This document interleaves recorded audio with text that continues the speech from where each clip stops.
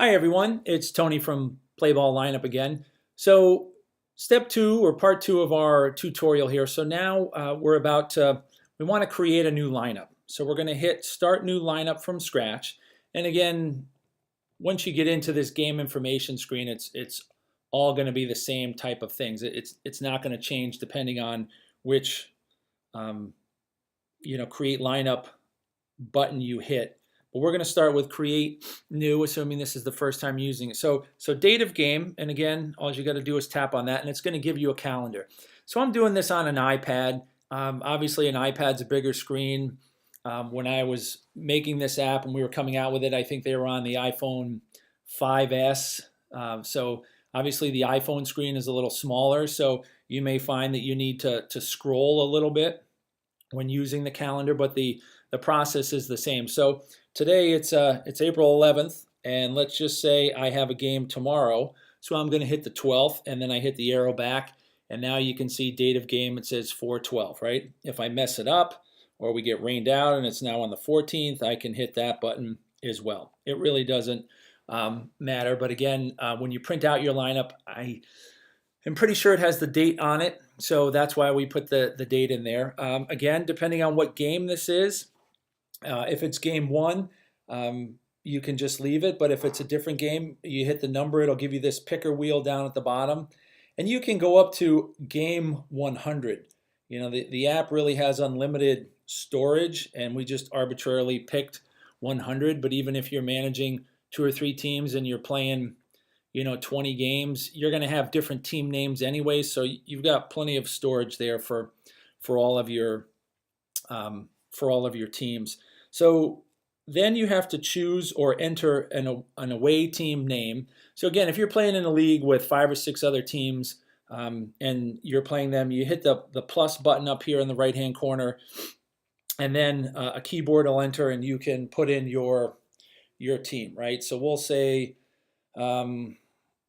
we're going to play the black team, and it doesn't matter if you it's automatically going to capitalize the first letter, and then you can hit the keyboard to get rid of it down in the bottom right, and then that'll close it out. But you'll see when it comes back to this page, it's always all capitals. If you misspell the name for the team, let me see, I'm not going to be, oh, I changed it. If you misspell the name of the team, you're going to have to delete it and start over again. Unfortunately, we don't have a function to correct the team names, but it's something that we have on the list for a future update. So again, be careful with the spelling piece. After it's saved, you can't change it, but we can hit delete and then start all over again if we spelt it wrong. So again, we'll just say we're the black team and leave it there. Same thing for the home team. Now what you'll do is you'll enter in your team, right? Whether the first time you do this, you're the home or the away, but we'll enter our team and we'll say we're the green team for this, right? And so we'll say we are the green team. Now we'll go to number of innings in game, and again, kind of works the same way. When we were designing this, I was also coaching T-ball, and we usually played like 3 innings. That's why we have 3 innings in there. I've never played a 4-inning game, or a 5, unless it was shortened by rain or weather or darkness, that type of thing. But we have 6 innings and we have 7. We've had some requests for 9, and we'll look to that. But again, we were sort of focusing on the more of the youth aspect, and so that's why it only goes up to 7. But if you want 6, you tap on 6 and it says 6. Next thing, number of fielders for this game. So here's the board, and if you highlighted all of them, you could have up to 12 positions, right? So a lot of people on the field, but you can add up to 12. So a couple of things here. You can see P and P2. So P is the main one. Again, when I was coaching T-ball, nobody could hit it out of the infield, so we decided to put somebody on the other side of the mound so more people could get action, right? So you're only going to highlight the positions that you want. So here is, kind of your standard 9. If you were playing with 4 outfielders, you could highlight left center and right center. If you were playing in something that had a short fielder, you can't really put the short fielder where you want him, but maybe you highlight left center and you tell your team, hey, that's the short fielder, if that's how you want to play it. But that's all you have to do. Once you select your positions here, this will filter on through the rest of the app. So if you don't see a position somewhere, it's because it probably wasn't highlighted here.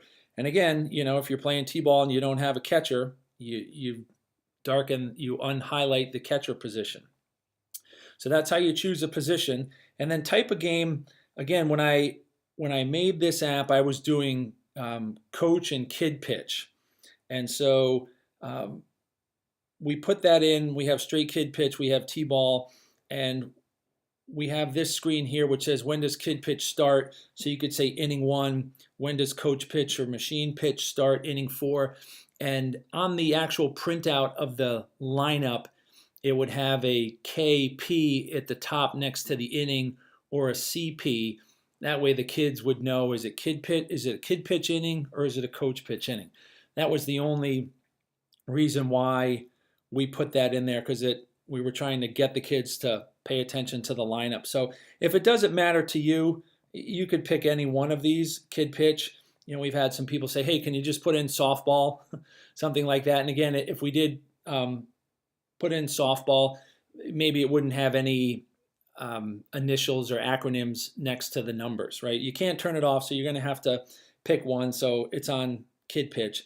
Lastly is continuous batting order. So that is kind of what it sounds like. If you have 12 kids on your team, continuous batting order right now with the blue, it's on. If I do that where you don't see the blue, it's now off. But if I have it on, the app's going to put all 12 players into the batting lineup. If you have it off, the app's basically going to take your starting 9 from the first inning and put those guys in the batting order. That's how it's going to work.